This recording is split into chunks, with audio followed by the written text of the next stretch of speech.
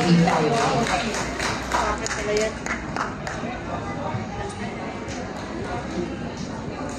Prophet Amos advocated for social justice, order, and righteousness. Ang ating pong masigabong palakpakan para sa Holy Family Community.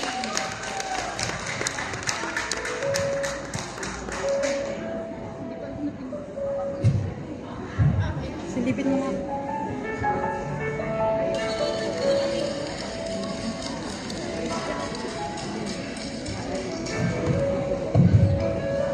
Amos was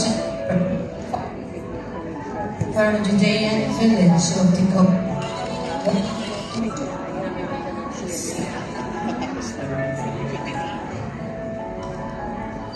Amos was a shepherd and a farmer from the Judean village of Tekoa. One night while resting in his yard, he heard a voice from God. Amos, wickedness of the people is understood. So I will send you to give justice to the oppressed. What shall I do, my Lord? Water silence, and I will instruct you. So Amos did nothing but accept and obey what God asked him to do.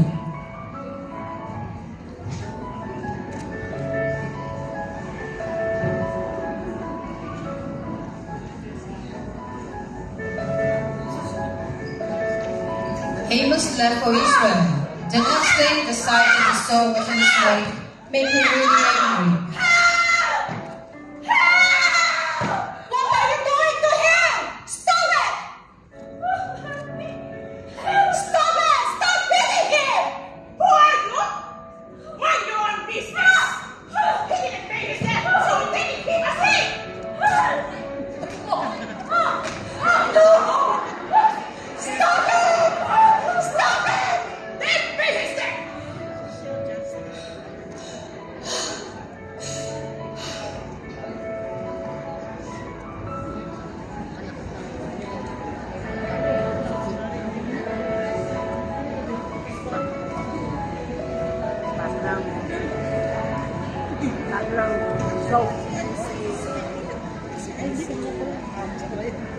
Since Prophet Amos did not have money, he couldn't do anything to help, so he walked away sadly.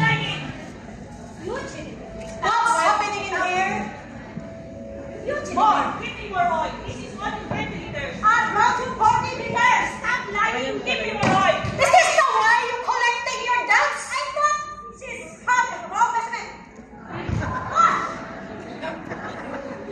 Amos saw something strange while he was checking in the store.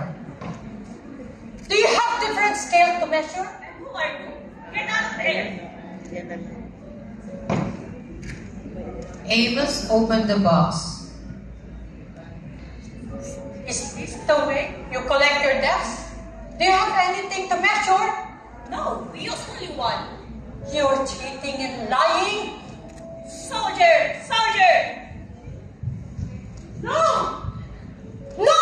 You won't escape from the Lord! Go in peace. The Lord of Israel is with you.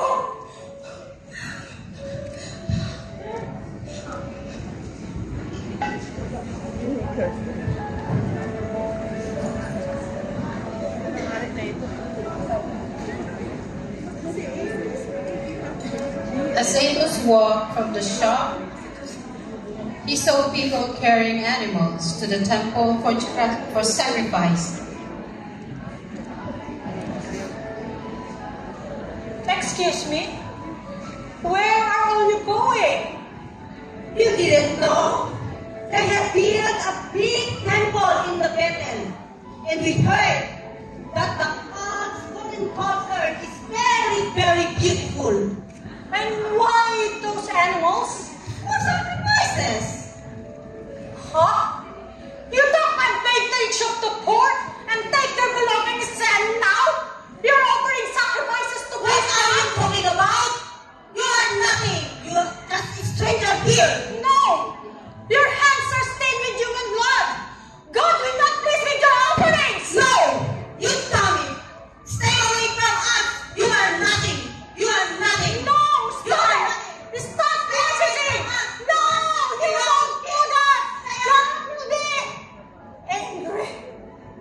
people thought he was a prophet by the way he spoke.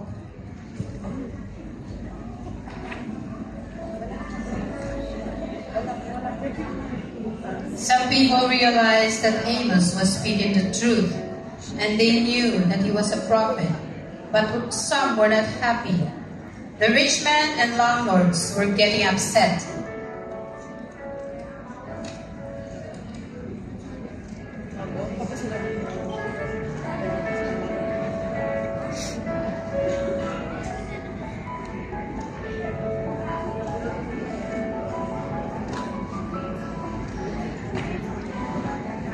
Tenants are refusing pay the rent because of that man.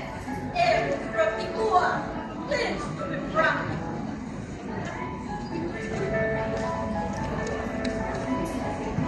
They complained Amos wants to free all the slave trade worship and topple the government. We cannot let him go on like this. We must do something. Yes. Being a leader of the poor and teaching that God is on their side.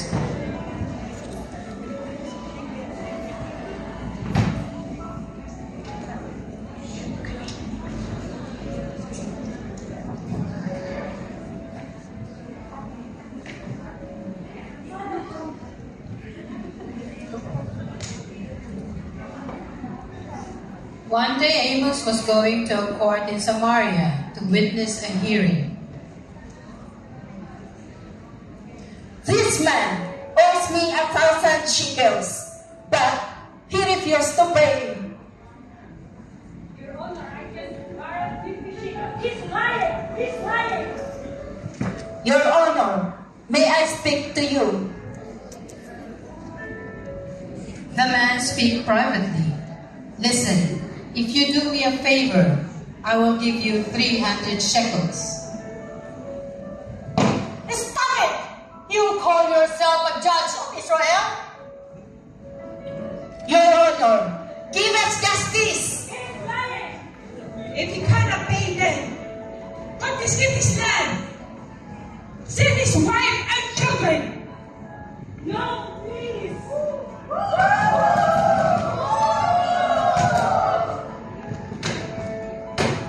Order of the heart.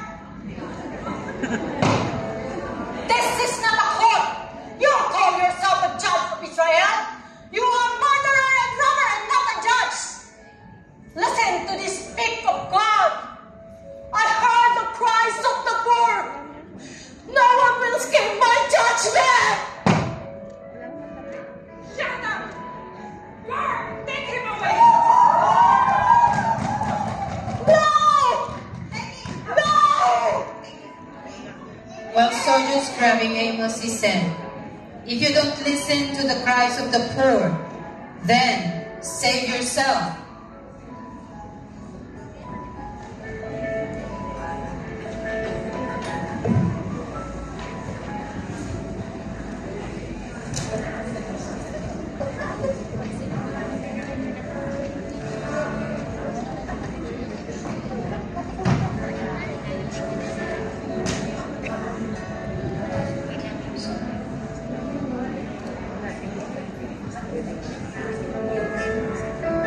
On the next day, Amos went to the temple where the priests do offerings and sacrifices.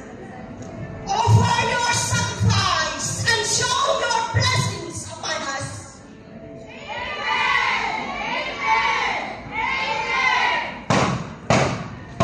Stop your chanting and listen to these words of God. I hate and despise your feasts and festivals. I hate your offerings. This is royal temple. God has asked us to offer. You call yourself a judge? You are not a priest. You endure slavery, encourage corruption, and worshiping idols. Let justice roll down like water, integrity like a very stream. Arrest him! No! No! No! No! Stop it! No!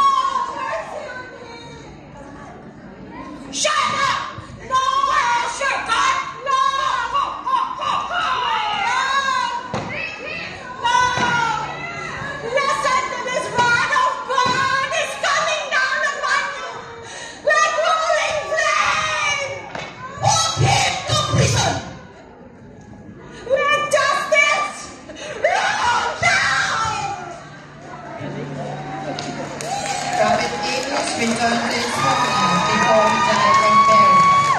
Amos is the prophet of social justice. He reveals to us a God to defend the rights of the poor.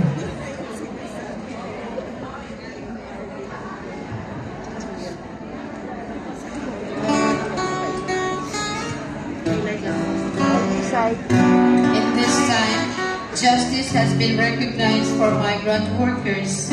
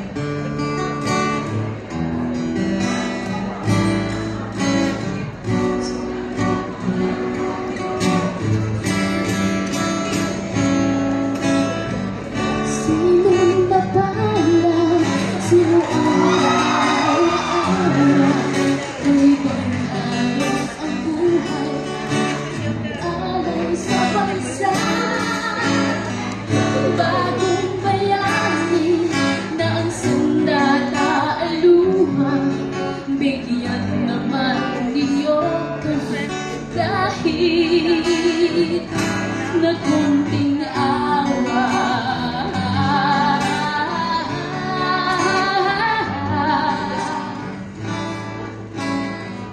sinong mabalas, sino ang kaawa-awa?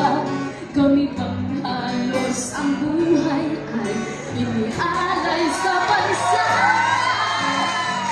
Bagong bayani na sandata ay luha, bigyan naman ninyo kami kahit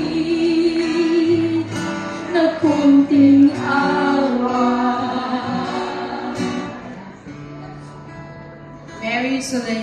Mary Our Lady Solace of Migrants, Pray for us. to God be all the glory. Amen.